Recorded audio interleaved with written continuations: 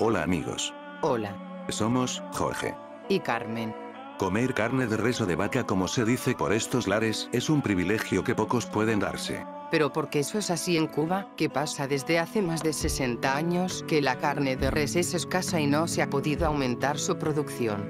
Ni la carne, ni la leche, ni el queso, ni nada que sea un producto de la ganadería. Nunca se ha podido satisfacer la demanda, o sea, la oferta siempre ha sido escasa. Pero hagamos un poco de historia para ver cómo comenzó todo. En 1946 Cuba tenía 4.135.000 cabezas de ganado, una proporción de 0,87 de res por habitante, más del doble del per cápita mundial, 0,35. El 42,9% de la superficie de Cuba se dedicaba a pastos. Todo esto según el libro Geografía de Cuba, 1950, del historiador Leví Marrero. Y según las estadísticas ya para el año de 1958, derivadas del confiable censo de 1953, para una población de poco más de 6 millones de habitantes, había 6.325.000 reses, es decir, una res por persona. El consumo anual per cápita había subido a 112 libras, pero este era muy desigual entre la población. En 1959 triunfa la Revolución Cubana y se inicia transformaciones en la economía y la vida social en Cuba.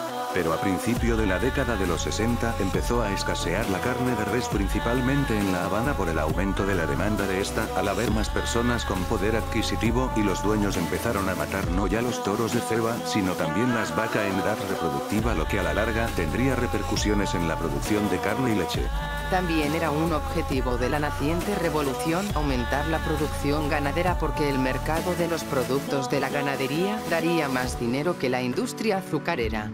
En esos momentos la producción carnera daba unos dividendos de unos 350 millones de pesos, y el país vivía de eso, pero se pensaba que si se ponía el empeño y dedicación en la producción ganadera, dedicando todo el terreno que estuviera libre a los pastos de la ganadería, además de dedicar los subproductos de la caña como el ensilado del cogollo de la caña, las mieles y otros subproductos de la agricultura en la alimentación de la masa ganadera, en unos 10 años se podría obtener unas ganancias de 800 millones de pesos. Recuerden que por aquel entonces el peso cubano era equivalente al dólar, el doble de lo obtenido por la industria azucarera, más 100 millones, el futuro de Cuba se veía promisorio y lleno de riquezas.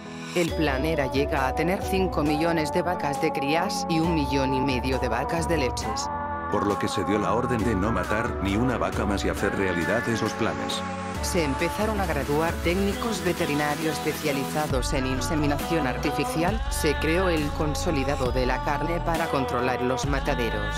La creación de los registros pecuarios, que tiempo después se integrarían a la estructura del Centro Nacional de Control Pecuario, CENCOP, creado oficialmente el 2 de abril de 1968, mediante la Resolución 768 del INRA como un eslabón de la estrategia de desarrollo de la ganadería cubana. Y se promulgaron las primeras condenas contra abusados de sacrificar animales sin los permisos correspondientes. Y en el Código Penal de 1979 ya apareció como un delito el sacrificio ilegal de ganado. Ya en 1967 el informe del primer censo de ganado mayor se reportó la existencia de una masa ganadera récord de más de 7 millones de cabezas. Pero ya en el segundo censo, 6 años después, en 1973, había disminuido en 2 millones. Y para el año 2021 era de 3.712.300 cabezas de ganado, se había reducido casi a la mitad.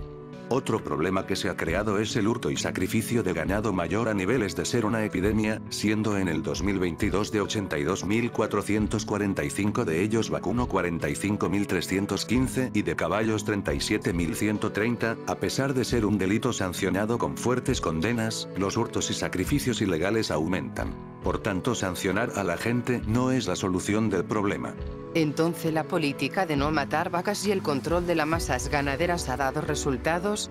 Creo que el resultado es palpable a simple vista. Una disminución de las cabezas de ganado y la no satisfacción de la demanda en más de 60 años de aplicación de estas políticas. O sea, no ha funcionado.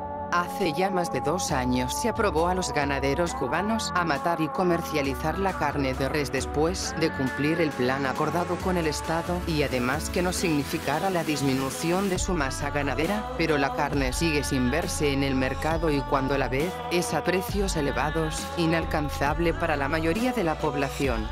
Entonces ¿no es mejor darle la propiedad del ganado a los trabajadores del campo o aquel que quiera criar una vaca y dejar que el mercado haga cumplir sus leyes, ajenas a la voluntad de las personas y del Estado? El Estado trabajar en una mayor atención técnica en el manejo del ganado, asesoramientos, ayudas en la inseminación artificial, mejoramiento genético, uso de piensos criollos y alternativas en la alimentación, etc. Pues contamos con grandes, prestigiosas y reconocidas instituciones en esa área en Cuba. La certificación de mataderos en las comunidades. Pero dejar que se realice la propiedad y que el dueño tenga el verdadero goce y disfrute de lo que es suyo. En los países grandes productores de carnes, leche y sus derivados no existe estos controles, y no ha tenido que decirle al granjero cuándo matar una vaca o dónde venderla, y vemos los resultados que tienen, y precisamente es a esos países donde vamos a comprar la leche en polvo que acá no producimos. Empezar como sugerimos hacer en la agricultura, dándole al Estado por ahora el 20 o el 30% de la producción para el consumo social y a medida que aumente la producción, todos ir a comprar en el mercado. No haciendo una y otra vez las mismas cosas y esperar resultados diferentes. Veamos cómo este video ejemplifica lo que hizo China, explicado por un economista argentino.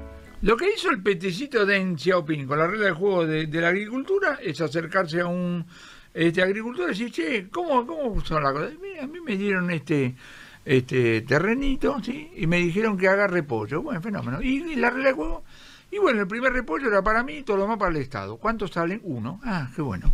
Y ahí no, estoy jodiendo, no, estoy hablando con mi peculiar, así. Yo vuelta a la regla así y dijo, bueno, escúchame, ahora el primero que sale para el Estado, todo lo demás para vos. Con la misma máquina, 32 repollos. Y los vendió en el mercado. Dani Rodrik, el economista turco, un tipo muy interesante, el tipo dijo, los chinos no inventaron ningún principio económico, lo que hacen es aplicarlos todos.